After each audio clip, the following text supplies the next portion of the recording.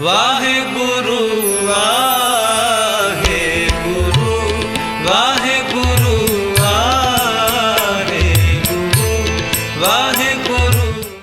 ਸ੍ਰੀ ਵਾਹਿਗੁਰੂ ਸਾਹਿਬ ਜੀ। ਸੂਹੀ ਮਹੱਲਾ ਪਹਿਲਾ। ਘਰ ਛੇਵਾ। ਇਕ ਓੰਕਾਰ ਸਤਿਗੁਰ ਪ੍ਰਸਾਦ। ਉਜਲ ਕਹਿਆ ਚਿਲਕਣਾ ਕੋਟਿਮ ਕਾਲੜੀ ਮਸ। ਧੋਤਿਆਂ ਝੂਠ ਨਾ ਉਤਰੈ ਜੇ ਸੋ ਧੋਵਾ ਤਿਸ। ਉਜਲ ਕਹਿਆ ਚਿਲਕਣਾ ਕੋਟਿਮ ਕਾਲੜੀ ਮਸ। ਧੋਤਿਆਂ ਝੂਠ ਨਾ ਉਤਰੈ ਜੇ ਸੋ ਧੋਵਾ ਤਿਸ। ਸੱਜਣ ਸੇਈ ਨਾਲ ਮੈਂ ਚੱਲਦਿਆਂ ਨਾਲ ਚਲਾਨਾ। ਜਿੱਥੈ ਲੇਖਾ ਮੰਗੀਐ ਤਿੱਥੈ ਖੜੇ ਦਿਸੰਨਾ।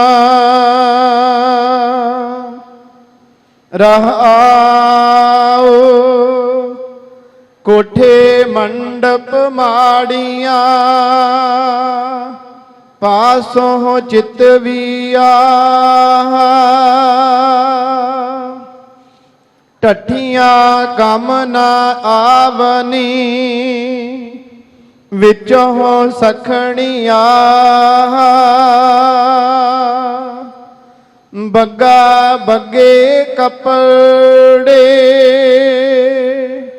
ਤੀਰਥ ਮੰਜ ਵਸੰਨਾ। ਕੁੱਟ ਕੁੱਟ ਜੀਆ ਖਾਵਣੇ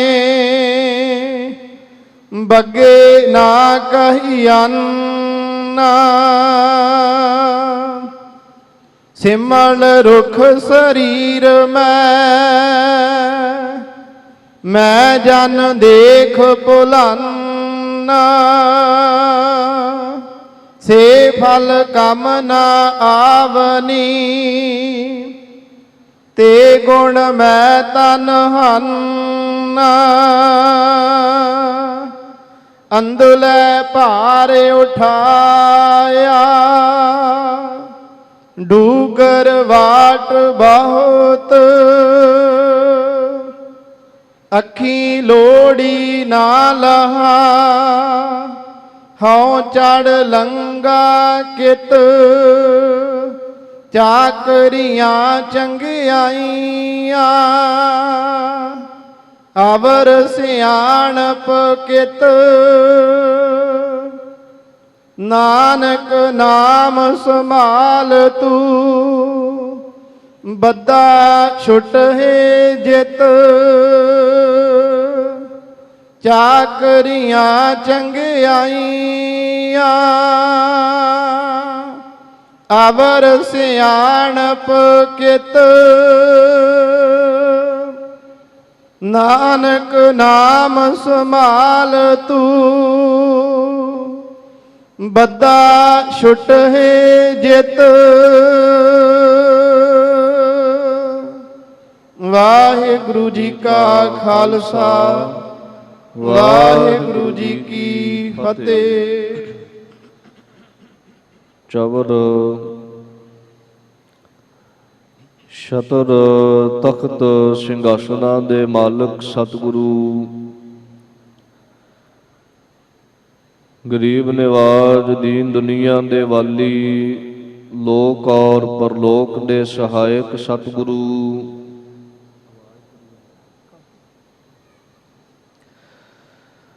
ਗੁਰਬਾਣੀ ਸਰੂਪ ਸ਼ਬਦ ਗੁਰੂ ਦਸਾਂ ਹੀ ਪਾਤਸ਼ਾਹੀਆਂ ਦੀ ਜਗਦੀ ਹੋਈ ਪਾਵਨ ਔਰ ਪਵਿੱਤਰ ਪ੍ਰਤੱਖ ਜੋਤ ਸਤਿਗੁਰੂ ਧੰਨ ਧੰਨ ਸਾਹਿਬ ਸ੍ਰੀ ਗੁਰੂ ਗ੍ਰੰਥ ਸਾਹਿਬ ਜੀ ਮਹਾਰਾਜ। ਸਤਿਗੁਰੂ ਸੱਚੇ ਪਾਤਸ਼ਾਹ ਜੀ ਦੀ ਪਾਵਨ ਔਰ ਪਵਿੱਤਰ ਹਜ਼ੂਰੀ ਅੰਦਰ ਸ਼ੋਭਾਇਮਾਨ ਇਕੱਤਰ ਹੋ ਰਹੀ ਗਰੀਬ ਨਿਵਾਜ ਸਤਿਗੁਰੂ ਜੀ ਦੀ ਸਾਜੀ ਔਰ ਨਿਵਾਜੀ ਗੁਰੂ ਰੂਪ ਗੁਰੂ ਖਾਲਸਾ ਮਾਈ ਭਾਈ ਸਾਧ ਸੰਗਤ ਜੀ, ਆਪ ਸਮੂਹ ਗੁਰੂ ਕੀ ਸੰਗਤ ਬਹੁਤ ਵੱਡਿਆਂ ਭਾਗਾਂ ਵਾਲੇ ਹੋ, ਜਿਨ੍ਹਾਂ ਨੂੰ ਧੰਨ ਸਤਿਗੁਰੂ ਸੋਢੀ ਸੁਲਤਾਨ ਪਿਤਾ ਗੁਰਦੇਵ ਸਤਿਗੁਰੂ ਸ੍ਰੀ ਗੁਰੂ ਰਾਮਦਾਸ ਸਾਹਿਬ ਜੀ ਮਹਾਰਾਜ ਸੱਚੇ ਪਾਤਸ਼ਾਹ ਜੀ ਦੇ ਪਾਵਨ ਔਰ ਪਵਿੱਤਰ ਅਸਥਾਨ ਸੱਚਖੰਡ ਸ੍ਰੀ ਹਰਿਮੰਦਰ ਸਾਹਿਬ ਜੀ ਮਹਾਰਾਜ ਜੀ ਦੇ ਘਰ ਦੇ ਦਰਸ਼ਨ ਔਰ ਦੀਦਾਰ ਕਰਨ ਦਾ ਸੁਭਾਗ ਸਮਾਂ ਪ੍ਰਾਪਤ ਹੋ ਰਿਹਾ ਹੈ, ਜਿੱਥੇ ਆਪ ਗੁਰੂ ਕੀਆਂ ਸੰਗਤਾਂ ਨੇ ਸਤਿਗੁਰੂ ਗੁਰੂ ਰਾਮਦਾਸ ਮਹਾਰਾਜ ਜੀ ਦੇ ਪਾਵਨ ਦਰਬਾਰ ਦੇ ਦਰਸ਼ਨ ਦੀਦਾਰ ਕੀਤੇ ਹਨ। ਉੱਥੇ ਹੀ ਸਤਿਗੁਰੂ ਜੀ ਦੀ ਕਿਰਪਾ ਔਰ ਰਹਿਮਤ ਦਾ ਸਦਕਾ ਗੁਰਦੁਆਰਾ ਸ੍ਰੀ ਮੰਜੀ ਸਾਹਿਬ ਦੀਵਾਨ ਹਾਲ ਵਿਖੇ ਰੋਜ਼ਾਨਾ ਦੀ ਤਰ੍ਹਾਂ ਮਰਿਆਦਾ ਦੇ ਅਨੁਸਾਰ ਸਤਿਗੁਰੂ ਗੁਰੂ ਰਾਮਦਾਸ ਮਹਾਰਾਜ ਜੀ ਦੇ ਘਰ ਤੋਂ ਅੰਮ੍ਰਿਤ ਵੇਲੇ ਜੋ ਪਾਵਨ ਔਰ ਪਵਿੱਤਰ ਮੁਖ ਵਾਕ ਸਤਿਗੁਰੂ ਸੱਚੇ ਪਾਤਸ਼ਾਹ ਜੀ ਨੇ ਬਖਸ਼ਿਸ਼ ਕੀਤੇ ਹਨ, ਉਸ ਪਵਿੱਤਰ ਮੁਖ ਵਾਕ ਦੀ ਗੁਰਬਾਣੀ ਦੀ ਕਥਾ ਵਿਚਾਰ ਗੁਰਮਤਿ ਵਿਚਾਰ ਨੂੰ ਸੁਣਨ ਦੇ ਲਈ ਵਿਚਾਰਨ ਦੇ ਲਈ ਆਪਾਂ ਸਤਿਗੁਰੂ ਗੁਰੂ ਗ੍ਰੰਥ ਸਾਹਿਬ ਜੀ ਦੇ ਪਾਵਨ ਔਰ ਪਵਿੱਤਰ ਚਰਨ ਕਮਲਾਂ ਦੇ ਅੰਦਰ ਇਕੱਤਰ ਹੋ ਰਹੇ ਹਾਂ। ਮਹਾਰਾਜ ਸ੍ਰੀ ਗੁਰੂ ਗ੍ਰੰਥ ਸਾਹਿਬ ਜੀ ਦੀ ਪਾਵਨ ਔਰ ਪਵਿੱਤਰ ਗੁਰਬਾਣੀ ਦੇ ਉਪਦੇਸ਼ ਦੀ ਪ੍ਰਾਰੰਭਤਾ ਕਰੀਏ। ਮਹਾਰਾਜ ਗੁਰੂ ਰਾਮਦਾਸ ਸਾਹਿਬ ਜੀ ਆਪ ਕਿਰਪਾ ਕਰਕੇ ਧੰਨ ਗੁਰੂ ਗ੍ਰੰਥ ਸਾਹਿਬ ਜੀ ਆਪ ਤਰਸ ਕਰਕੇ ਆਪਣੀ ਵਡਿਆਈ ਕਰਵਾ ਲੈਣ।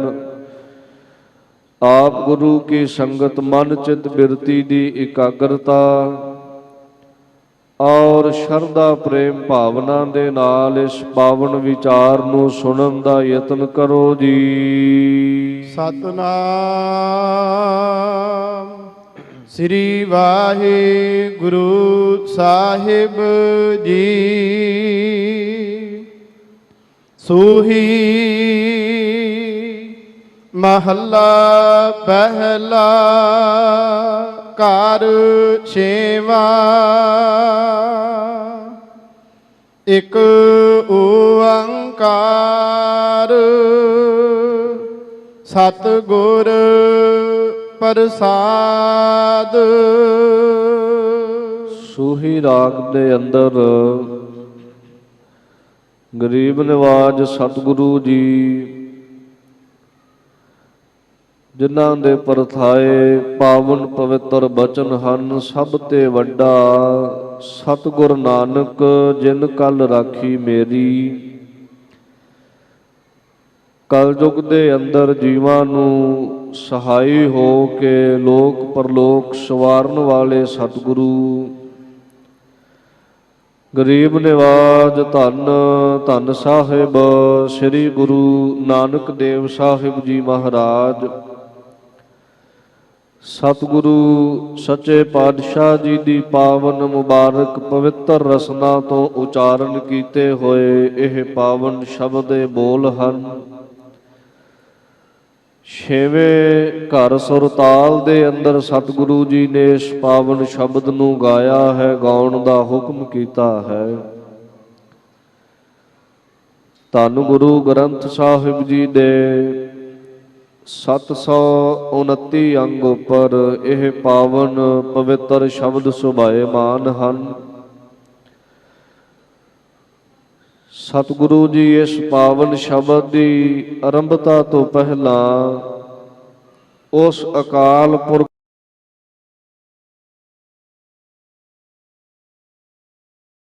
ਕਰ ਰਹੇ ਹਨ ਔਰ ਇਹ ਮੰਗਲਾਂ ਤੋਂ ਭਾਵ ਹੈ ਹਰ ਇੱਕ ਗੁਰਸਿੱਖ ਨੂੰ ਆਪਣੇ ਜੀਵਨ ਦੇ ਅੰਦਰ ਇਹ ਨਿਯਮ ਬਣਾਉਣਾ ਚਾਹੀਦਾ। ਜਦੋਂ ਵੀ ਕਿਸੇ ਕਾਰਜ ਦੀ ਆਰੰਭਤਾ ਕਰੀਏ, ਕੋਈ ਸ਼ੁਭ ਕੰਮ ਆਰੰਭ ਕਰਨ ਲੱਗੀਏ, ਤਾਂ ਉਸ ਸ਼ੁਭ ਕਾਰਜ ਨੂੰ ਆਰੰਭਣ ਤੋਂ ਪਹਿਲਾਂ ਆਪਣੇ ਇਸ਼ਟ ਦਾ, ਉਸ ਅਕਾਲ ਪੁਰਖ ਪ੍ਰਮਾਤਮਾ ਦਾ ਓਟ ਆਸਰਾ ਜ਼ਰੂਰ ਲੈਣਾ ਚਾਹੀਦਾ ਹੈ। ਸਭ ਤੋਂ ਪਹਿਲਾਂ ਅਕਾਲ ਪੁਰਖ ਜੀ ਦੇ ਅੱਗੇ ਹੱਥ ਜੋੜ ਕੇ ਬੜੀ ਭਾਵਨਾ, ਬੜੀ ਸ਼ਰਧਾ ਦੇ ਸਹਿਤ ਅਰਦਾਸ ਬੇਨਤੀ ਕਰਕੇ ਮਹਾਰਾਜ ਅੱਗੇ ਤਰਲਾ ਕਰਨਾ ਚਾਹੀਦਾ ਹੈ। ਸਤਿਗੁਰੂ ਸੱਚੇ ਪਾਤਸ਼ਾਹ, ਆਪ ਜੀ ਦੀ ਕਿਰਪਾ ਔਰ ਆਪ ਜੀ ਦੇ ਬਖਸ਼ੇ ਉਦਮ ਉਤਸ਼ਾਹ ਦੇ ਨਾਲ ਅਸੀਂ ਇਸ ਕਾਰਜ ਨੂੰ ਆਰੰਭਣ ਲੱਗੇ ਹਾਂ। ਮਹਾਰਾਜ ਤਰਸ ਕਰਕੇ, ਰਹਿਮਤ ਕਰਕੇ ਸਾਡੇ ਇਸ ਕਾਰਜ ਵਿੱਚ ਆਪ ਜੀ ਨੇ ਸਹਾਈ ਹੋਣਾ, ਆਪਣੀ ਕਲਾ ਵਰਤਾਉਣੀ। ਇਹ ਬੇਨਤੀ ਮੈਂ ਤਾਂ ਕੀਤੀ ਹੈ ਸਿੱਖੋ, ਜਿਸ ਸਮੇਂ ਸਤਿਗੁਰੂ ਅੱਗੇ ਅਰਦਾਸ ਕਰੀਏ ਔਰ ਮਹਾਰਾਜ ਰਹਿਮਤ ਦੇ ਘਰ ਵਿੱਚ ਆ ਕੇ ਸਿੱਖ ਦੇ ਸਹਾਈ ਹੋਣ, ਤਾਂ ਉੱਥੇ ਮਹਾਰਾਜ ਦਾ ਬਚਨ ਹੈ ਵਿੱਚ ਕਰਤਾ ਪੁਰਖ ਖਲੋਆ, ਤਾਂ ਵਾਲ ਨਾ ਵਿੰਗਾ ਹੋਵਾ। ਜਿੱਥੇ ਸਤਿਗੁਰੂ ਦੀ ਸਹਾਈ ਹੋ ਜਾਣ, ਉੱਥੇ ਕੋਈ ਵਿਪਤਾ, ਕੋਈ ਤਕਲੀਫ, ਕੋਈ ਵਿਘਨ ਨਹੀਂ ਵਿਆਪਦਾ ਹੈ। ਇਸ ਕਰਕੇ ਗੁਰੂ ਦਾ ਆਸਰਾ ਔਰ ਸਤਿਗੁਰੂ ਅੱਗੇ ਅਰਦਾਸ ਓਟ ਜ਼ਰੂਰ ਲੈਣੀ ਚਾਹੀਦੀ ਹੈ।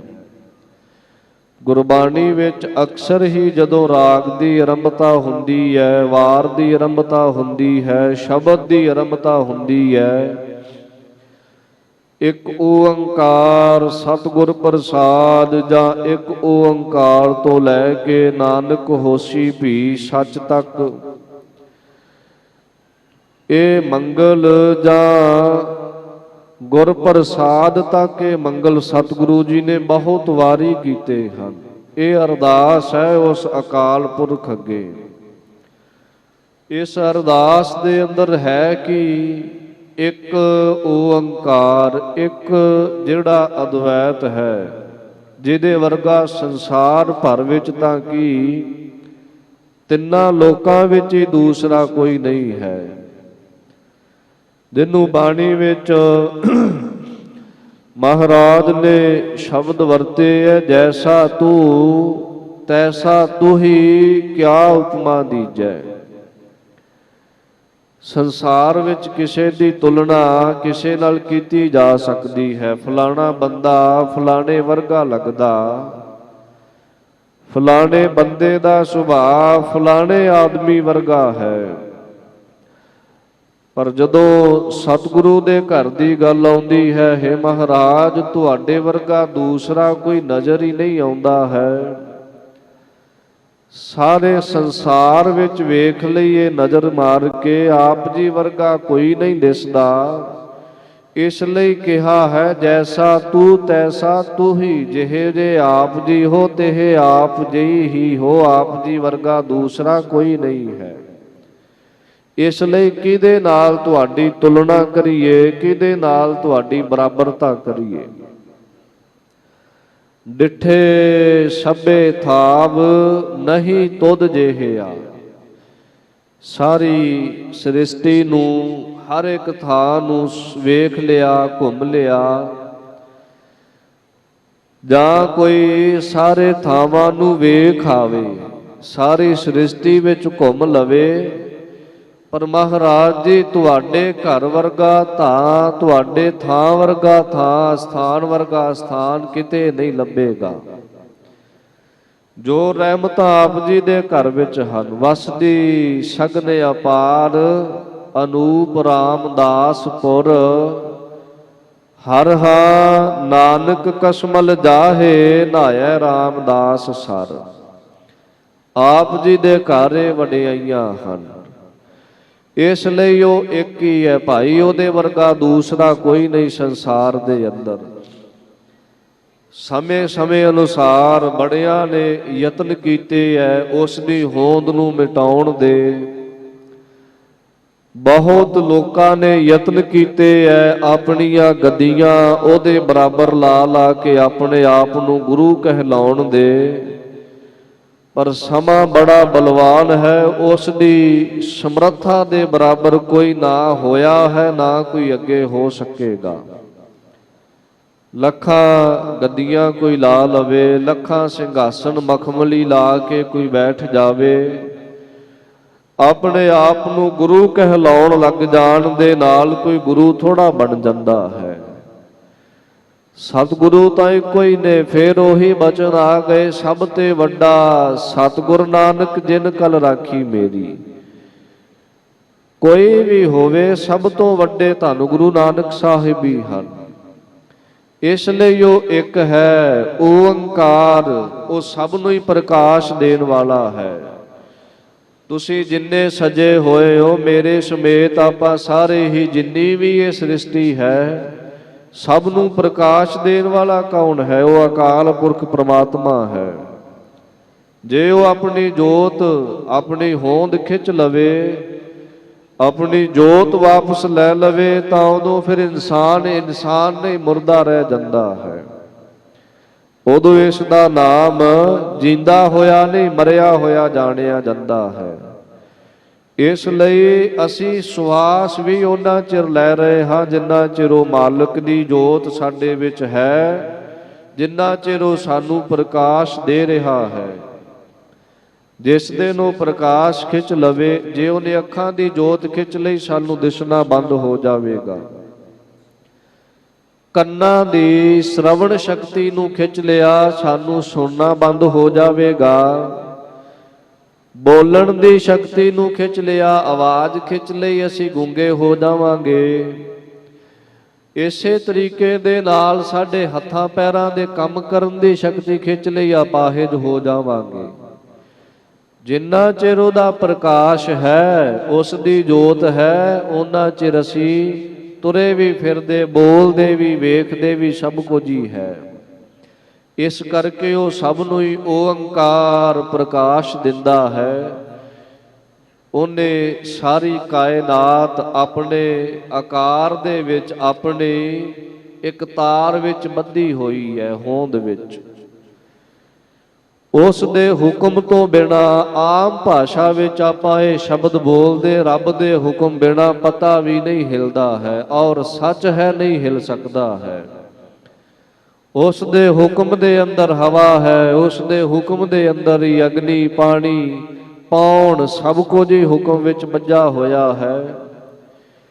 ਉਸ ਦੀ ਰਜ਼ਾ ਤੋਂ ਬਿਨਾ ਸੰਸਾਰ ਦਾ ਕੋਈ ਕਾਰਜ ਨਹੀਂ ਹੋ ਸਕਦਾ। ਸੰਸਾਰ ਵਿੱਚ ਕੋਈ ਚੱਲ ਅਵਸਥਾ ਨਹੀਂ ਹੋ ਸਕਦੀ ਜਿੰਨਾ ਚਿਰ ਉਹ ਹੁਕਮ ਨਾ ਕਰੇ। ਬਾਣੀ ਵਿੱਚ ਬੜੇ ਸੁੰਦਰ ਬਚਨ ਹਨ। ਹੁਕਮੈ ਅੰਦਰ ਸਭ ਕੋ, ਬਾਹਰ ਹੁਕਮ ਨਾ ਕੋਏ। ਇਹ ਸ਼ਬਦ ਕਈ ਵਾਰੀ ਉਦੋਂ ਅਸੀਂ ਵਰਤਦੇ ਹਾਂ ਜਦੋਂ ਕੋਈ ਭਾਣਾ ਵਰਤ ਜਾਵੇ। ਫਿਰ ਕੁਝ ਸਿਆਣਾ ਕੋਈ ਕਹਿੰਦਾ ਹੈ ਗੁਰਮੁਖ ਵੀ ਕੋਈ ਨਾ ਭਾਈ, ਹੁਕਮ ਹੈ ਅੰਦਰ ਸਭ ਕੋ, ਸਭ ਕੁਝ ਹੀ ਹੁਕਮ ਦੇ ਵਿੱਚ ਹੈ, ਹੁਕਮ ਤੋਂ ਬਾਹਰ ਕੁਝ ਨਹੀਂ।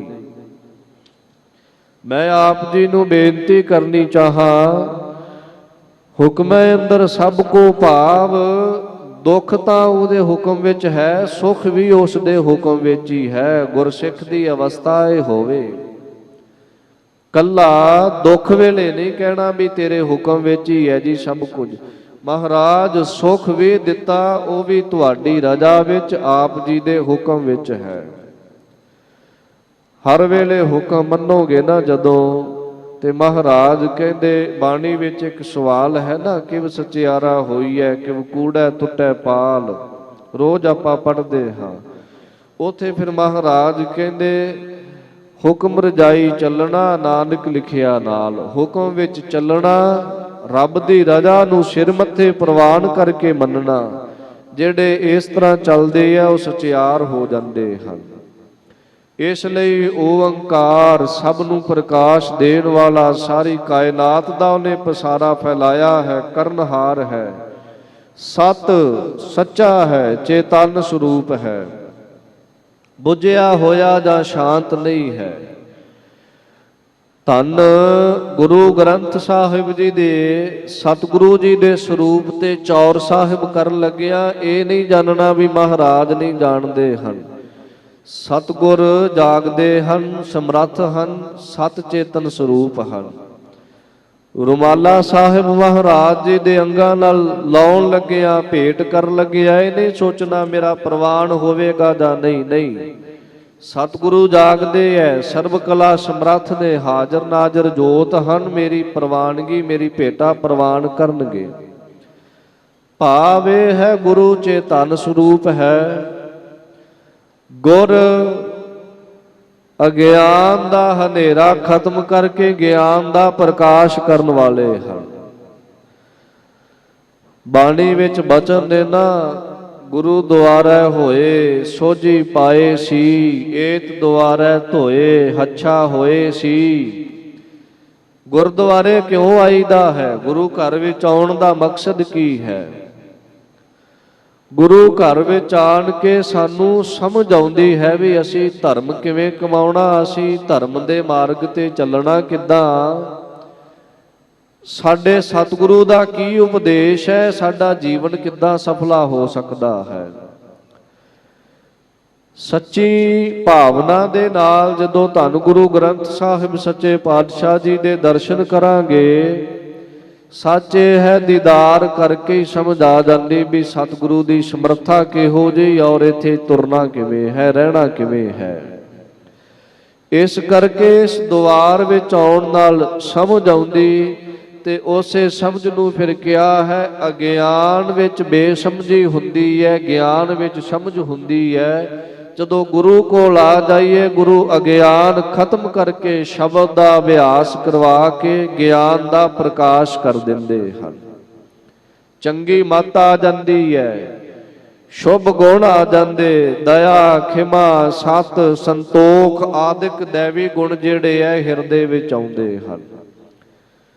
ਪ੍ਰਸਾਦ ਪ੍ਰਸਾਦ ਪ੍ਰਾ ਵਿਸ਼ੇਸ਼ ਕਰਕੇ ਸਾਧ ਕਹਿੰਦੇ ਨੇ ਮਾਇਆ ਦੇ ਸਵਾਦਾਂ ਤੋਂ ਪ੍ਰਾ ਉਹ ਪਰੇ ਹੈ। ਅਸੀਂ ਲੋਕ ਮਾਇਆ ਦੇ ਪਦਾਰਥਾਂ ਦੇ ਸਵਾਦਾਂ ਵਿੱਚ ਖੁੱਭ ਜਾਂਦੇ ਹਾਂ। ਥੋੜਾ ਜਿਹਾ ਕੋਈ ਧਨ ਦਾ ਲਾਲਚ ਆ ਜਾਵੇ ਤਾਂ ਲਾਲਚੀ ਲੋਭੀ ਹੋ ਕੇ ਉਸ ਮਾਇਆ ਪਿੱਛੇ ਭੱਜੀਦਾ ਹੈ। ਕਿਸੇ ਪਾਸੇ ਉਹ ਸੁੱਖ ਦਿਖਣ ਲੱਗ ਪਵੇ, ਕਈ ਵਾਰੀ ਗੁਰੂ ਨੂੰ ਛੱਡ ਕੇ ਉਸ ਪਾਸੇ ਨੂੰ ਦੌੜ ਜਾਈਦਾ ਹੈ ਸੁੱਖ ਦੀ ਭਾਲ ਵਿੱਚ। ਬੰਦਾ ਰਾਤ ਦਿਨ ਕੰਮ ਮਿਹਨਤਾਂ ਕਰਦਾ, ਕੰਮ ਕਰਦਾ, ਕਾਰਨ ਇੱਕੋ ਹੀ ਹੈ ਵੀ ਮੈਨੂੰ ਸੁੱਖ ਮਿਲੇ, ਮੈਂ ਸੁਖੀ ਹੋ ਜਾਵਾਂ। ਸੁਖੀ ਹੋਣ ਦੇ ਲਈ ਦੁੱਗਣਾ ਦੁਖੀ ਹੁੰਦਾ ਹੈ ਇਨਸਾਨ, ਇਹ ਸਚਾਈ ਹੈ। ਦੁਖੀ ਹੋ ਕੇ ਸੁੱਖ ਲੱਭਦਾ ਹੈ। ਤੇ ਮਹਾਰਾਜ ਜੀ ਦੀ ਵਡਿਆਈ ਇਹੋ ਜਿਹੀ ਹੈ, ਇਹਨਾਂ ਸੁੱਖਾਂ ਤੋਂ, ਇਹਨਾਂ ਮਾਇਆ ਦੇ ਸਵਾਦਾਂ ਤੋਂ, ਇਹਨਾਂ ਲੋਭਾਂ ਲਾਲਚਾਂ ਪਦਾਰਥਾਂ ਤੋਂ, ਸਵਾਦ ਤੋਂ ਬੜਾ ਹੀ ਪਰੇ ਹੈ, ਇਹਨਾਂ ਦੇ ਵਿੱਚ ਨਹੀਂ ਆਉਂਦਾ ਹੈ। ਕਈ ਅਣਜਾਣ ਪੁਣੇ ਵਿੱਚ ਕਹਿ ਦਿੰਦੇ ਆ ਰੱਬ ਸਾਡੇ ਵਰਗਾ ਹੀ ਹੈ। ਨਹੀਂ, ਸਾਡੀ ਹੋਂਦ ਕੁਝ ਹੋਰ ਹੈ। ਅਸੀਂ ਮਾੜੀ ਮਾੜੀ ਵਿਪਤਾ ਤੇ ਡੋਲਦੇ ਦੁਖੀ ਹੁੰਦੇ, ਮਾੜੇ ਮਾੜੇ ਸੁੱਖ ਤੇ ਹੰਕਾਰੀ ਹੁੰਦੇ ਹਾਂ, ਪਰ ਪ੍ਰਮਾਤਮਾ ਤਾਂ ਇਹਨਾਂ ਤੋਂ ਬਹੁਤ ਨਿਰਲੇਪ ਹੈ, ਪਰੇ ਹੈ। ਸਤਿਗੁਰ ਪ੍ਰਸਾਦ ਐਸੇ ਇੱਕ ਓੰਕਾਰ ਦੀ ਪ੍ਰਾਪਤੀ, ਸਤਿਗੁਰ ਪ੍ਰਸਾਦ ਸੱਚੇ ਸਤਿਗੁਰੂ ਜੀ ਦੀ ਪ੍ਰਸਾਦ ਕਿਰਪਾ ਦੁਆਰਾ ਹੁੰਦੀ ਹੈ ਜੀ। ਉਜਲ ਕਹਿਆ ਚਿਲਕਣਾ ਕੋਟਿਮ ਕਲੜੀ ਮਸ। ਮਹਾਰਾਜ ਜੇ ਸਮੇਂ ਸੱਜਣ ਠੱਗ ਨਾਲ ਸਤਿਗੁਰੂ ਗੁਰੂ ਨਾਨਕ ਸਾਹਿਬ ਦਾ ਮਿਲਾਪ ਹੋਇਆ ਹੈ ਨਾ, ਪ੍ਰਚਲਿਤ ਹੀ ਇਹ ਸਾਖੀ ਹੈ, ਆਪ ਸਾਰੇ ਸਾਖੀ ਤੋਂ ਇਸ ਕਥਾ ਤੋਂ ਜਾਣੂ ਹੋ।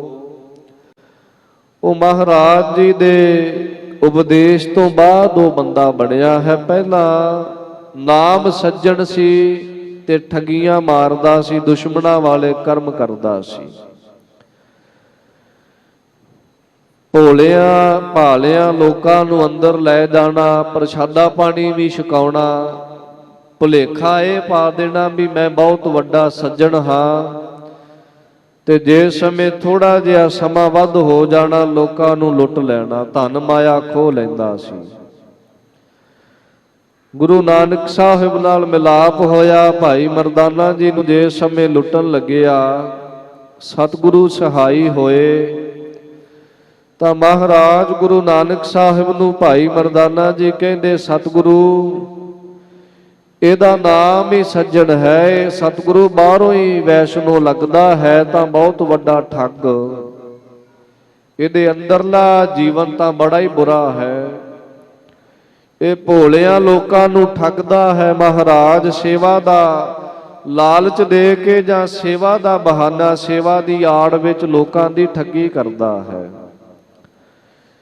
ਇਹ ਮਹਾਰਾਜ ਸੱਚੇ ਪਾਤਸ਼ਾਹ ਜੀ ਨੇ ਜਦੋਂ ਨਜ਼ਰ ਭਰ ਕੇ ਦੇ ਵੱਲ ਨੂੰ ਵੇਖਿਆ, ਸਿਰ ਨੀਵਾਂ ਕਰਕੇ ਸਤਿਗੁਰੂ ਗੁਰੂ ਨਾਨਕ ਸਾਹਿਬ ਸੱਚੇ ਪਾਤਸ਼ਾਹ ਜੀ ਦੇ ਅੱਗੇ ਹੱਥ ਜੋੜ ਕੇ ਖੜ ਗਿਆ, ਉਪਦੇਸ਼ ਦੀ ਜਾਚਨਾ ਕੀਤੀ। ਫਿਰ ਮਹਾਰਾਜ ਨੇ ਸੱਜਣ ਠੱਗ ਨੂੰ ਔਰ ਇਸ ਸਮੇਂ ਸਾਨੂੰ ਸਾਰਿਆਂ ਨੂੰ ਉਪਦੇਸ਼ ਬਖਸ਼ਿਆ ਹੈ। ਸਿੱਖੋ, ਜੀਵਨ ਕਿਵੇਂ ਦਾ ਰੱਖਣਾ ਸੀ, ਸਾਡੇ ਵਿੱਚ ਕਤਾਈਆਂ ਇਹ ਕਮੀਆਂ ਬਹੁਤ ਹਨ। ਆਓ ਜਿੱਥੇ ਮਹਾਰਾਜ ਉਸ ਨੂੰ ਉਪਦੇਸ਼ ਬਖਸ਼ਦੇ ਐ, ਇਸ ਸਮੇਂ ਧੰਨ ਗੁਰੂ ਗ੍ਰੰਥ ਸਾਹਿਬ ਸਾਨੂੰ ਉਪਦੇਸ਼ ਕਰ ਰਹੇ ਹਨ। ਮਹਾਰਾਜ ਕਹਿੰਦੇ, ਉਜਲ ਕਹਿਆ ਚਿਲਕਣਾ, ਕਹਿ ਦਾ ਬਰਤਨ ਕਾਸ਼ੀ ਦਾ ਭਾਂਡਾ।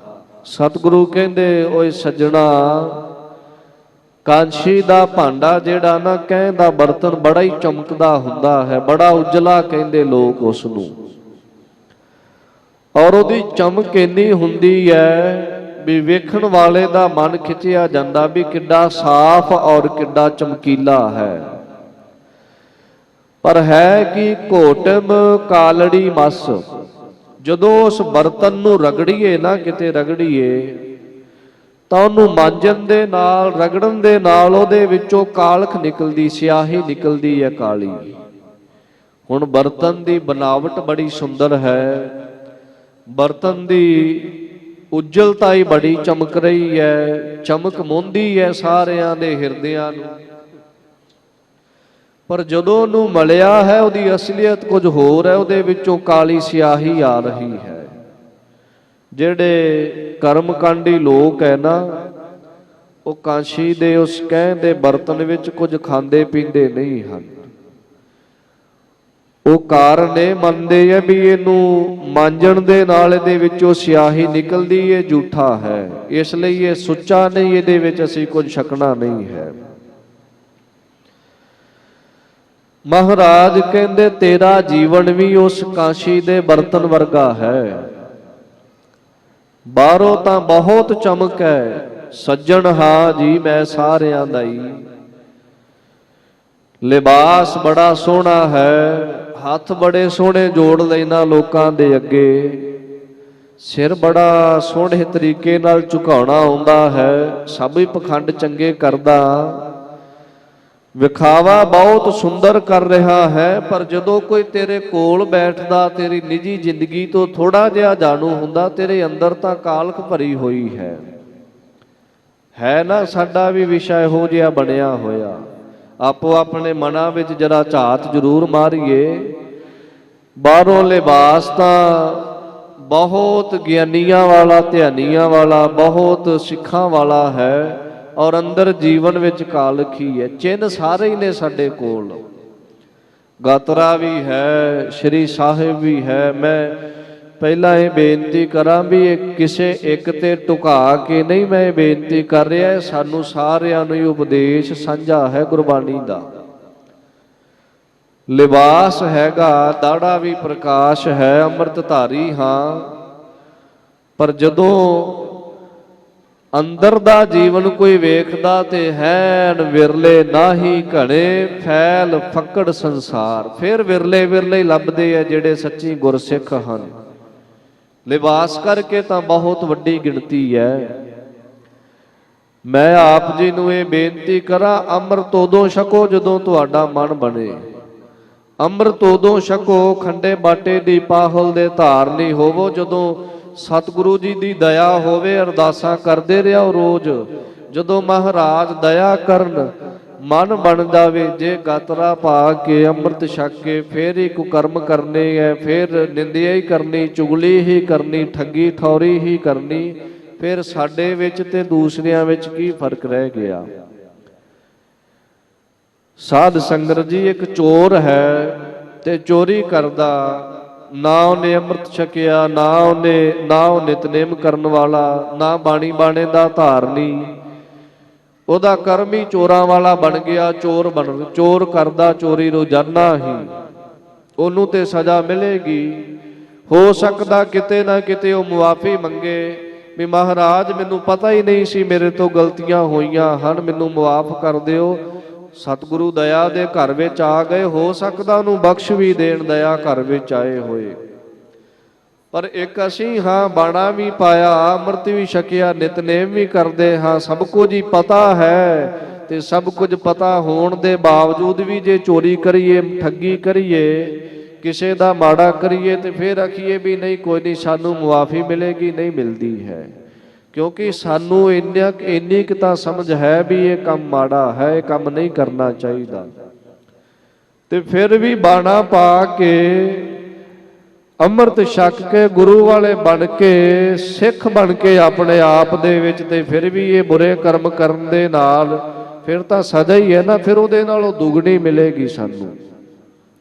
ਇਸ ਕਰਕੇ ਕੱਲਾ ਚਿੰਨ੍ਹ ਨਹੀਂ ਰੱਖਣਾ ਹੈ, ਕੱਲੀ ਸ੍ਰੀ ਸਾਹਿਬ ਹੀ ਨਹੀਂ ਦਿਸਣੀ ਚਾਹੀਦੀ, ਕੱਲਾ ਦਾੜਾ ਹੀ ਨਾ ਚਮਕੇ। ਮੈਂ ਕਈ ਵਾਰ ਬੇਨਤੀ ਸੰਗਤ ਵਿੱਚ ਕਰਦਾ ਹੁੰਦਾ, ਇੱਥੋਂ ਵੀ ਸ਼ਾਮ ਦੇ ਦੀਵਾਨਾਂ ਵਿੱਚ ਕਈ ਵਾਰ ਮੈਂ ਅਰਜ਼ ਕੀਤੀ ਹੈ। ਮਹਾਂਪੁਰਖ ਕਿਆ ਕਰਦੇ ਸਨ, ਕਹਿੰਦੇ ਸਿੰਘੋ ਤੁਹਾਡਾ ਜੀਵਨ ਇਹੋ ਜਿਹਾ ਹੋਣਾ ਚਾਹੀਦਾ, ਸਿੱਖ ਤੁਰਿਆ ਜਾਂਦਾ ਹੋਵੇ, ਉਹਦੇ ਜੀਵਨ ਵਿੱਚੋਂ ਗੁਰੂ ਨਾਨਕ ਸਾਹਿਬ ਦੀ ਝਲਕ ਪਵੇ। ਸਿੱਖ ਕਿਤੇ ਵਿਚਰੇ, ਜ਼ਰੂਰੀ ਨਹੀਂ ਤੁਸੀਂ ਮਾਈਕ ਲੈ ਕੇ ਸਟੇਜ ਤੋਂ ਬੋਲੋ ਤੇ ਫੇਰ ਹੀ ਪ੍ਰਚਾਰ ਹੋਵੇ। ਤੁਹਾਡਾ ਜੀਵਨ ਵੀ ਪ੍ਰਸਾਰ ਤੇ ਪ੍ਰਚਾਰ ਦਾ ਕੰਮ ਕਰੇ। ਤੁਹਾਡੇ ਵੱਲ ਵੇਖ ਕੇ ਕੋਈ ਇਹ ਨਾ ਕਵੇ ਮੈਂ ਇਹੋ ਜਿਹਾ ਸਿੰਘ ਨਹੀਂ ਬਣਨਾ ਹੈ, ਕੋਈ ਕਵੇ ਮੈਂ ਵੀ ਇਦਾਂ ਦਾ ਅੰਮ੍ਰਿਤਧਾਰੀ ਤਿਆਰ ਹੋਵਾਂ ਜਿੱਦਾਂ ਦਾ ਇਹ ਬਾਣੀ ਦਾ ਰਤਿਆ ਹੋਇਆ ਹੈ। ਨਿਤਨੇਮੀ ਜੀਵਨ ਵਿੱਚ ਪੱਕੇ ਹੋਣਾ, ਪੰਜਾਂ ਕਕਾਰਾਂ ਦੇ ਧਾਰਨੀ ਪੱਕੇ ਹੋਣਾ, ਖੰਡੇ ਬਾਟੇ ਦੀ ਪਾਹਲ ਛਕ ਕੇ ਤਿਆਰ ਮਰਿਆਦਾ ਵਿੱਚ ਪਰਪੱਕ ਰਹਿਣਾ, ਸਤਿਗੁਰੂ ਦੇ ਹੁਕਮ ਦੀ ਕਮਾਈ ਕਰਨੀ। ਇਹ ਨਹੀਂ ਵਿਖਾਵਾ ਹੋਰ ਤੇ ਕਰਮ ਹੋਰ ਹੋਵੇ, ਨਹੀਂ। ਉਹ ਤਾਂ ਫਿਰ ਉਹ ਕਹਿ ਦੇ ਭਾਂਡੇ ਵਰਗੀ ਗੱਲ ਹੋ ਗਈ ਵੀ ਉਜਲਾ ਹੈ, ਚਮਕਦਾ ਹੈ, ਪਰ ਅੰਦਰੋਂ ਬੜਾ ਕਾਲਾ ਹੈ। ਜਦੋਂ ਮਲੀ ਉਦੋਂ ਹੀ ਕਾਲਖ ਨਿਕਲਦੀ। ਜਦੋਂ ਕੋਈ ਬੋਲਦਾ ਬਾਹਰੋਂ ਬੜਾ ਸੋਹਣਾ ਨਿਤਨੇਮੀ ਲੱਗਦਾ ਵੇਖਣ ਨੂੰ, ਜਦੋਂ ਬੋਲਦਾ ਤੇ ਸੜੇ ਬੋਲ ਨੇ ਅਗਲੇ ਦਾ ਹਿਰਦਾ ਹੀ ਦੁੱਖ ਜਾਂਦਾ ਹੈ।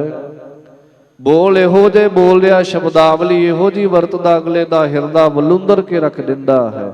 ਨਹੀਂ, ਇਹੋ ਜਿਹਾ ਜੀਵਨ ਨਹੀਂ ਬਣਾਉਣਾ ਹੈ। ਸਤਿਗੁਰੂ ਕਹਿੰਦੇ ਓ ਸੱਜਣਾ ਤੇਰਾ ਨਾਮ ਹੀ ਸੱਜਣ ਹੈ, ਤੇਰਾ ਜੀਵਨ ਤਾਂ ਇਦਾਂ ਦਾ ਹੈ ਠੱਗਾਂ ਵਾਲਾ। ਇਸ ਤਰੀਕੇ ਦੇ ਨਾਲ ਜਿਵੇਂ ਉਹ ਬਰਤਨ ਨੂੰ ਧੋਈਏ ਉਹਦੇ ਵਿੱਚੋਂ ਕਾਲਖ ਨਿਕਲ ਰਹੀ ਹੈ, ਸਿਆਹੀ ਨਿਕਲ ਰਹੀ, ਤੂੰ ਵੀ ਬਾਹਰੋਂ ਸੱਜਣ, ਅੰਦਰੋਂ ਫਿਰ ਇਸ ਤਰ੍ਹਾਂ ਨਿੰਦਿਆ ਦੀ, ਠੱਗੀ ਦੀ ਸਿਆਹੀ ਨਿਕਲਦੀ ਤੇਰੇ ਜੀਵਨ ਵਿੱਚੋਂ। ਧੋਤਿਆਂ ਝੂਠ ਨਾ ਉਤਰੈ, ਜੇ ਸੋ ਧੋਵਾ ਤਿਸ। ਯਾਦ ਰੱਖੋ, ਉਸ ਬਰਤਨ ਨੂੰ ਜਿੰਨਾ ਮਰਜ਼ੀ ਧੋਈ ਚੱਲੀਏ ਵਾਰ-ਵਾਰ, ਉਹ ਝੂਠਾ ਬਰਤਨ ਸੁੱਚਾ ਨਹੀਂ ਹੁੰਦਾ ਹੈ। ਜਦੋਂ ਧੋਵੋਗੇ ਫਿਰ ਮਲੋਗੇ, ਫਿਰ ਉਹਦੇ ਵਿੱਚੋਂ ਸਿਆਹੀ ਬਾਹਰ ਆਵੇਗੀ। ਜਿੰਨੀ ਵਾਰ ਧੋਵਾਂਗੇ ਮਲਾਂਗੇ ਸਿਆਹੀ ਨਿਕਲੇਗੀ, ਕਾਲਖ ਨਿਕਲੇਗੀ। ਇਸੇ ਤਰ੍ਹਾਂ ਜੀਵਨ ਦੇ ਅੰਦਰ ਜਿੰਨਾ ਚਿਰ ਗੁਰੂ ਵਾਲੇ ਬਣ ਕੇ ਸਤਿਗੁਰੂ ਜੀ ਦਾ ਉਪਦੇਸ਼ ਲੈ ਕੇ ਨਿਤਨੇਮੀ ਨਹੀਂ ਨਾ ਹੁੰਦੇ, ਉਹਨਾਂ ਚਿਰ ਕੋਈ ਇਹ ਭੁਲੇਖਾ ਨਾ ਰੱਖੇ ਵੀ ਮੈਂ ਬਹੁਤ ਨਹਾਉਣਾ ਤੀਰਥਾਂ ਤੇ ਜਾ ਕੇ, ਤੇ ਬਹੁਤ ਮੇਰਾ ਇਸ਼ਨਾਨ ਪਾਣ ਰੋਜ਼ ਦਾ ਮੈਂ ਸੁੱਚਾ ਹਾਂ। ਇਹ ਬੇਨਤੀ ਮੈਂ ਆਪ ਜੀ ਨੂੰ ਜ਼ਰੂਰ ਕਰਨੀ ਚਾਹਾਂ। ਕਈ ਵਾਰੀ ਨਾ ਕਿਸੇ ਨੂੰ ਕਹੀਏ ਅੰਮ੍ਰਿਤ ਛਕ ਲੈ ਭਾਈ, ਤੇ ਕਹਿ ਦਿੰਦਾ ਅੰਮ੍ਰਿਤ ਦੀ ਕੀ ਲੋੜ ਹੈ, ਮਨ ਸੁੱਚਾ ਹੋਣਾ ਚਾਹੀਦਾ ਹੈ।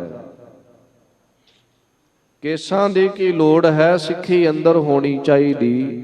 ਜੇ ਕੇਸਾਂ ਦੀ ਜ਼ਰੂਰਤ ਨਾ ਹੁੰਦੀ ਤੇ ਭਾਈ ਤਾਰੂ ਜੀ ਆਪਣਾ ਸਿਰ ਲਹਾਉਂਦੇ ਕਿਉਂ, ਖੋਪੜ ਕਿਉਂ ਲਹਾਉਂਦੇ? ਆਪਣਾ ਖੋਪੜ ਹੀ ਅੱਡ ਕਰਾ ਦਿੱਤਾ, ਕੇਸਾਂ ਨੂੰ ਕੈਂਚੀ ਨਹੀਂ ਲੱਗਣ ਦਿੱਤੀ।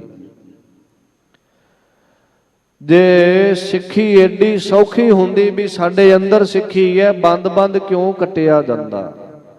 ਚਰਖੜੀਆਂ ਤੇ ਚੜੇ, ਉਬਾਲੇ ਗਏ, ਨੀਹਾਂ ਵਿੱਚ ਚਿਣੇ ਗਏ, 5 ਸਿਰ ਦੇ ਕੇ ਫਿਰ ਗੁਰੂ ਕੋਲੋਂ ਖੰਡੇ ਬਾਟੇ ਦੀ ਪਾਹੋ ਲਈ। ਕਿਉਂ ਲਈ? ਕਿਉਂ ਸਿਰ ਦੇ ਦਿੱਤੇ ਜੇ ਸਿੱਖੀ ਸਾਡੇ ਅੰਦਰ ਹੀ ਸੀ?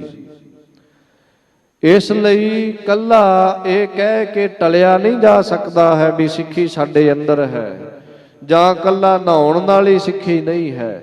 ਕਈ ਵਾਰੀ ਹੁੰਦਾ ਨਾ, ਬਹੁਤਾ ਕੋਈ ਕਹਿੰਦਾ ਮੈਂ ਤਾਂ ਜਾਂਦਾ ਮਹੀਨੇ ਮੱਸਿਆ, ਕਦੇ ਕਿਸੇ ਗੁਰੂ ਘਰ, ਕਦੇ ਕਿਸੇ ਤੀਰਥ ਤੇ, ਕਦੇ ਕਿਤੇ ਚਲੇ ਜਾਈਦਾ, ਗੰਗਾ ਇਸ਼ਨਾਨ ਕਰੀਦੇ ਹਨ, ਜਿੰਨੇ ਮਰਜ਼ੀ ਕਰੀ ਚੱਲੋ। ਉਹ ਤਾਂ ਫਿਰ ਉਹ ਅਵਸਥਾ ਹੋ ਜਾਂਦੀ ਹੈ, ਨਾਵਣ ਚੱਲੇ ਤੀਰਥੀ, ਮਨ ਖੋਟੇ ਤਨ ਚੋਰ, ਇੱਕ ਭਾਉ ਲੱਥੀ ਨਾਤਿਆਂ ਦੋਏ ਭਾ ਚੜੀ ਅਸਹੋਰ। ਜਿੰਨਾ ਚਿਰ ਗੁਰੂ ਵਾਲੇ ਨਹੀਂ ਨਾ ਬਣਦੇ ਸਿੱਖੋ, ਉਹਨਾਂ ਚਿਰ ਛੁਟਕਾਰਾ ਨਹੀਂ ਹੈ, ਉਹਨਾਂ ਚਿਰ ਇਹ ਮਨ ਸੁੱਚਾ ਨਹੀਂ ਹੋਵੇਗਾ, ਉਹਨਾਂ ਚਿਰ ਇਹ ਆਤਮਾ, ਇਹ ਸਰੀਰ, ਇਹ ਜੀਵਨ ਪਵਿੱਤਰ ਨਹੀਂ ਹੋਵੇਗਾ, ਇਹਦੇ ਵਿੱਚ ਸੁਧਾਰ ਨਹੀਂ ਆਵੇਗਾ। ਮਹਾਰਾਜ ਜੀ ਦੀ ਬਾਣੀ ਦਾ ਪਾਵਨ ਬਚਨ ਹੈ, ਧੋਤਿਆਂ ਝੂਠ ਨਾ ਉਤਰੈ। ਵਾਰੀ ਇਹ ਭੁਲੇਖਾ ਨਾ ਰੱਖਿਓ ਵੀ ਸਰੀਰ ਨਹਾਉਣ ਨਾਲ ਹੀ ਸੁੱਚਾ ਹੁੰਦਾ। ਨਹਾਉਣਾ ਨਹੀਂ ਛੱਡਣਾ, ਨਿਯਮ ਹੈ, ਇਸ਼ਨਾਨ ਕਰਨਾ ਜ਼ਰੂਰੀ ਹੈ ਸਿੱਖ ਦੇ ਲਈ, ਪਰ ਇਸ਼ਨਾਨ ਦੇ ਨਾਲ ਨਾਲ ਨਾਮ ਵੀ ਜ਼ਰੂਰੀ ਹੈ, ਬਾਣੀ ਵੀ ਜ਼ਰੂਰੀ ਹੈ, ਨਿਤਨੇਮ ਵੀ ਜ਼ਰੂਰੀ ਹੈ, ਅੰਮ੍ਰਿਤ ਧਾਰੀ ਹੋਣਾ ਵੀ ਜ਼ਰੂਰੀ ਹੈ। ਨਹਾਉਣ ਨਾਲ ਸਾਡਾ ਸਰੀਰ ਸਾਫ਼ ਹੁੰਦਾ ਹੈ, ਬਾਣੀ ਪੜ੍ਹਨ ਦੇ ਨਾਲ ਸਾਡਾ ਹਿਰਦਾ ਸਾਫ਼ ਹੁੰਦਾ ਹੈ। ਇਸ ਕਰਕੇ ਕੱਲਾ ਧੋਣ ਦੇ ਨਾਲ ਉਹ ਝੂਠ ਜਿਹੜੀ ਮੈਲ ਜਿਹੜੀ ਹੈ ਨਾ, ਮਹਾਰਾਜ ਕਹਿੰਦੇ ਉਤਰਦੀ ਨਹੀਂ ਜਿੰਨਾ ਚਿਰ ਸ਼ਬਦ ਦੀ ਕਮਾਈ ਨਾ ਕਰੀਏ। ਜਿਵੇਂ ਉਸ ਭਾਂਡੇ ਨੂੰ ਧੋਈ ਚੱਲੋ, ਧੋਣ ਦੇ ਨਾਲ ਉਹਦੇ ਕਾਲਖ ਥੋੜਾ ਉਤਰ ਜਾਂਦੀ ਹੈ। ਸੱਜਣ ਸੇਈ ਨਾਲ ਮੈਂ ਚੱਲਦਿਆਂ ਨਾਲ ਚਲਨ। ਸੱਜਣ ਕੌਣ ਹੁੰਦੇ ਐ? ਅਸੀਂ ਕਹਿੰਦੇ ਮੇਰਾ ਫਲਾਣਾ ਰਿਸ਼ਤੇਦਾਰ ਮੇਰਾ ਬੜਾ ਸੱਜਣ ਹੈ, ਮਿੱਤਰ ਹੈ। ਸੱਜਣ ਸੇਈ ਨਾਲ ਮੈਂ, ਮਹਾਰਾਜ ਕਹਿੰਦੇ ਸੱਜਣ ਉਹ ਨੇ ਜਿਹੜੇ ਚਲਦਿਆਂ ਦੇ ਨਾਲ ਚੱਲਣ, ਤੇ ਨਾਲ ਚੱਲਣ ਦਾ ਭਾਵ ਇਹ ਹੈ ਜਿਹੜੇ ਪਰਲੋਕ ਵਿੱਚ ਵੀ ਸਾਥ ਦੇਣ। ਪਰਲੋਕ ਵਿੱਚ ਕਿਹੜੇ ਸੱਜਣ ਨਿਭਦੇ ਐ? ਸੰਤ ਮਹਾਂਪੁਰਖ, ਬੰਦਗੀ ਵਾਲੇ, ਉਹ ਜਾ ਕੇ ਤੁਹਾਡੀ ਬਾਹ ਫੜਦੇ, ਸਤਿਗੁਰੂ ਦਾ ਨਾਮ ਸਹਾਈ ਹੁੰਦਾ ਹੈ। ਹੋਰ ਪਰਲੋਕ ਵਿੱਚ ਕੋਈ ਜੇ ਕਹੀਏ ਨਾ ਫਲਾਣਾ ਰਿਸ਼ਤੇਦਾਰ ਕੋਈ ਬਾਹ ਫੜੇਗਾ, ਨਹੀਂ ਭਾਈ, ਕੋਈ ਮਾਇਆ ਧਨ ਚਲਿਆ ਜਾਵੇਗਾ, ਨਹੀਂ। ਪਰਮਾਤਮਾ ਦੀ ਬੰਦਗੀ ਜਿਨ੍ਹਾਂ ਨੇ ਕੀਤੀ ਹੈ ਉਹ ਨਾਲ ਜਾਂਦੇ ਹਨ। ਜਿਨੀ ਨਾਮ ਤੇ ਆਇਆ ਗਏ ਮਸਕਤ ਘਾਲ, ਨਾਨਕ ਤੇ ਮੁਖ ਉਜਲੇ ਕੀਤੀ ਛੁੱਟੀ ਨਾਲ। ਉਹ ਆਪ ਵੀ ਛੁੱਟ ਜਾਂਦੇ ਐ ਔਰ ਕਈਆਂ ਨੂੰ ਇਥੋਂ ਹੋਰ ਵੀ ਛੁਡਾ ਕੇ ਲੈ ਜਾਂਦੇ ਜਿਹੜੇ ਉਹਨਾਂ ਦੀ ਸੰਗਤ ਵਿੱਚ ਹੁੰਦੇ ਹਨ। ਇਸ ਕਰਕੇ ਉਹ ਸੱਜਣ ਹਨ ਅਸਲੀ। ਮਹਾਰਾਜ ਕਹਿੰਦੇ ਸੱਜਣਾ ਕੱਲਾ ਨਾਮ ਸੱਜਣ ਰੱਖਣ ਨਾਲ ਥੋੜਾ ਸੱਜਣ ਬਣ ਜਾਈਦਾ। ਜਿੱਥੈ ਲੇਖਾ ਮੰਗੀਐ ਤਿੱਥੈ ਖੜੇ ਦਿਸੰਨ। ਸੱਜਣ ਹੋਵੇ ਜਿੱਥੇ ਵਿਲੇਖਾ ਕੋਈ ਮੰਗੇ ਉਥੇ ਨਾਲ ਖੜੇ ਹੋਣ ਪਰਲੋਕ ਵਿੱਚ ਵੀ। ਰਹਾਉ ਕੋਠੇ ਮੰਡਪ ਮਾੜੀਆਂ ਪਾਸੋਂ ਚਿਤ ਵੀ ਆਹ। ਰਹਾਉ ਦਾ ਵਿਸ਼ਰਾਮ ਹੈ। ਮਹਾਰਾਜ ਕਹਿੰਦੇ ਕੋਠੇ ਮੰਡਪ ਪੁਰਾਣੇ ਸਮੇਂ ਵਿੱਚ ਬੀਬੀਆਂ ਕੱਚੇ ਘਰ ਬਣਾਇਆ ਕਰਦੀਆਂ ਸਨ। ਉਹ ਬਾਹਰੋਂ ਉਹਨਾਂ ਤੇ ਚਿੱਤਰਕਾਰੀ ਕਰ ਲੈਣੀ। ਮਹਾਰਾਜ ਕਹਿੰਦੇ ਬੜੀਆਂ ਸੋਹਣੀਆਂ ਚਮਕਦੀਆਂ ਚਿੱਤਰਕਾਰੀਆਂ ਹਨ, ਬਹੁਤ ਸੋਹਣੇ ਰੂਪ ਦਿੱਤੇ ਹੋਏ ਐ। ਢੱਠੀਆਂ ਕੰਮ ਨਾ ਆਵਨੀ ਵਿੱਚੋਂ ਸਖਣੀਆਂ। ਯਾਦ ਰੱਖੋ ਜਦੋਂ ਵਿੱਚੋਂ ਤਾਂ ਸਖਣੀਆਂ ਨੇ, ਨਾਮ ਬਾਣੀ ਵਾਲਾ ਕੋਈ ਉਥੇ ਹੈ ਹੀ ਨਹੀਂ, ਤੇ ਢੱਠੀਆਂ ਹੋਈਆਂ ਵੀ ਫਿਰ ਉਹ ਕਿਸੇ ਕੰਮ ਨਹੀਂ ਆਉਂਦੀਆਂ ਹਨ। ਬੱਗਾ ਬੱਗੇ ਕੱਪੜੇ ਤੀਰਥ ਮੰਜ ਵਸੰਨ। ਸਤਿਗੁਰੂ ਕਹਿੰਦੇ ਇਸ ਤਰ੍ਹਾਂ ਬੱਗੇ ਕੱਪੜੇ ਭਾਵ ਜਿਵੇਂ ਬਗਲਾ ਦਰਿਆ ਦੇ ਕੰਢੇ ਤੇ ਚਿੱਟੇ ਖੰਭਾ ਰੂਪੇ ਕੱਪੜੇ ਪਾ ਕੇ ਬੈਠ ਜਾਵੇ ਔਰ ਕਵੇ ਜੀ ਮੈਂ ਹੰਸ ਬਣ ਗਿਆ ਹਾਂ। ਘੁੱਟ ਘੁੱਟ ਜੀਆ ਖਾਵਣੇ ਬੱਗੇ ਨਾ ਕਹੀ ਅੰਨ। ਘੁੱਟ ਘੁੱਟ ਕੇ ਮੱਛੀਆਂ ਨੂੰ ਡੱਡੀਆਂ ਨੂੰ ਖਾਂਦਾ ਹੈ, ਫਿਰ ਉਹ ਹੰਸ ਥੋੜਾ ਬਣ ਗਿਆ, ਰਿਹਾ ਤਾਂ ਬਗਲਾ ਹੀ। ਸਿਮਲ ਰੁਖ ਸਰੀਰ ਮੈਂ ਜਨ ਦੇਖ ਭੁਲੰਨ। ਇਸ ਤਰੀਕੇ ਦੇ ਨਾਲ ਸਿੰਬਲ ਦੇ ਰੁੱਖ ਨੂੰ ਬੜਾ ਮਾਣ ਵੀ ਮੈਂ ਬੜਾ ਉੱਚਾ ਹਾਂ, ਔਰ ਇਸੇ ਨੂੰ ਉੱਚੇ ਨੂੰ ਵੇਖ ਕੇ ਉਹਦੇ ਫਲ ਵੇਖ ਕੇ ਤੋਤਾ ਜਿਹੜਾ ਭੁੱਲ ਜਾਂਦਾ ਹੈ। ਸੇ ਫਲ ਕੰਮ ਨਾ ਆਵਨੀ ਤੇ ਗੁਣ ਮੈਂ ਤਨ ਹਨ। ਤੋਤਾ ਜਾ ਕੇ ਚੁੰਝ ਮਾਰਦਾ ਵੀ ਫਲ ਮਿੱਠੇ ਹੋਣਗੇ, ਉਹਦੀ ਚੁੰਝ ਵਿੱਚ ਫਸ ਜਾਂਦੀ, ਅਖੀਰ ਮੌਤ ਦੀ ਘਾਟ ਉਤਰ ਜਾਂਦਾ ਹੈ। ਇਸੇ ਤਰ੍ਹਾਂ ਸਰੀਰ ਨੂੰ ਵੱਡਾ ਕਰਕੇ ਮਾਣ ਕਰਨਾ ਮੈਂ ਬਹੁਤ ਲੰਮਾ ਉੱਚਾ ਜਵਾਨ ਹਾਂ, ਪਰ ਮਹਾਰਾਜ ਕਹਿੰਦੇ ਸ਼ੁਭ ਕਰਮ ਕੋਈ ਵੀ ਨਹੀਂ, ਕਿਸੇ ਕੰਮ ਵੀ ਨਹੀਂ ਆਉਂਦਾ ਹੈ। ਅੰਦੁਲੇ ਭਾਰ ਉਠਾਇਆ ਡੂਗਰ ਵਾਟ ਬਹੁਤ। ਜਿਵੇਂ ਕਿਸੇ ਅੰਨੇ ਨੇ ਭਾਰ ਚੁੱਕਿਆ ਹੋਵੇ ਤੇ ਰਸਤਾ ਬਹੁਤ ਪਹਾੜ ਦਾ ਹੈ, ਕਠਿਨ ਰਸਤਾ ਹੈ। ਅੱਖੀ ਲੋੜੀ ਨਾਲ ਹਉ ਚੜ ਲੰਗਾ ਕਿਤ। ਅੱਖਾਂ ਨਾਲ ਵੇਖਣਾ ਚਾਹੁੰਦਾ ਪਰ ਦਿਸਦਾ ਕੁਝ ਨਹੀਂ, ਕਿਸ ਮਾਰਗ ਤੇ ਫਿਰ ਕਿਸ ਤਰੀਕੇ ਨਾਲ ਉਹ ਪਹਾੜ ਦਾ ਰਸਤਾ ਤੈਅ ਕਰੇਗਾ ਉਹ ਅੰਨਾ ਪੁਰਸ਼। ਚੱਕਰੀਆਂ ਚੰਗਿਆਈਆਂ ਅਵਰ ਸਿਆਣਪ ਕਿਤ। ਚਾਕਰੀ ਕਰਨੀ ਕਿਸੇ ਦੀ, ਦੇਵੀ ਦੇਵਤਿਆਂ ਨੂੰ ਧਿਆਉਣਾ, ਚੰਗਿਆਈਆਂ ਭਾਵ ਚਤੁਰਾਈ ਰੱਖ ਕੇ ਆਪਣੇ ਆਪ ਨੂੰ ਚੰਗਾ ਕਹਿਣਾ, ਹੋਰ ਆਪਣੀਆਂ ਮਨ ਦੀਆਂ ਸਿਆਣਪਾਂ ਕਿਸੇ ਕੰਮ ਨਹੀਂ ਆਉਂਦੀਆਂ ਹਨ। ਨਾਨਕ ਨਾਮ ਸੰਭਾਲ ਤੂੰ ਬੱਦਾ ਛੁੱਟ ਹੈ ਜਿਤ।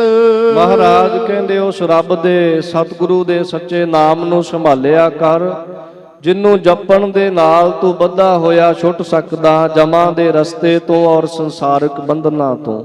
ਇਸ ਲਈ ਭਾਈ ਨਾਮ ਜਪੋ, ਬਾਣੀ ਨਾਲ ਜੁੜੋ। ਮਹਾਰਾਜ ਨੇ ਇਹ ਮਹਾਨ ਉਪਦੇਸ਼ ਬਖਸ਼ਿਸ਼ ਕੀਤੇ ਹਨ। ਸਤਿਗੁਰੂ ਦਇਆ ਕਰਦੇ ਨੇ।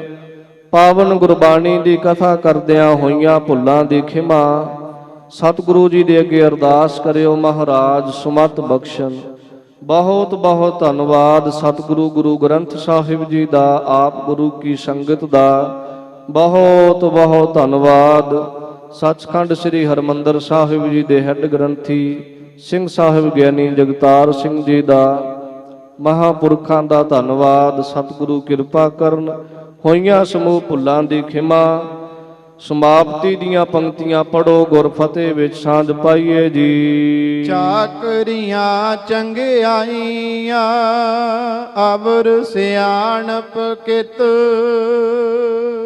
ਨਾਨਕ ਨਾਮ ਸੰਭਾਲ ਤੂੰ ਬੱਦਾ ਛੁੱਟ ਹੈ ਜਿਤ। ਵਾਹਿਗੁਰੂ ਜੀ ਕਾ ਖਾਲਸਾ, ਵਾਹਿਗੁਰੂ ਜੀ ਕੀ ਫਤਿਹ। ਵਾਹਿਗੁਰੂ ਜੀ ਕਾ ਖਾਲਸਾ, ਵਾਹਿਗੁਰੂ ਜੀ ਕੀ ਫਤਿਹ। ਸ਼ੇਰੇ ਪੰਜਾਬ ਗੁਰਬਾਣੀ YouTube ਚੈਨਲ ਨੂੰ ਵੱਧ ਤੋਂ ਵੱਧ ਸਬਸਕ੍ਰਾਈਬ ਕਰੋ ਤੇ ਇਸ ਤੇ ਗੁਰਬਾਣੀ, ਸ਼ਬਦ ਕੀਰਤਨ ਤੇ ਇਤਿਹਾਸ ਨਾਲ ਵੱਧ ਤੋਂ ਵੱਧ ਜੁੜ ਕੇ ਆਨੰਦ ਮਾਣੋ ਤੇ ਆਪਣੀ ਜ਼ਿੰਦਗੀ ਨੂੰ ਸਫਲ ਕਰੋ। ਵਾਹਿਗੁਰੂ ਜੀ ਕਾ ਖਾਲਸਾ, ਵਾਹਿਗੁਰੂ ਜੀ ਕੀ ਫਤਿਹ।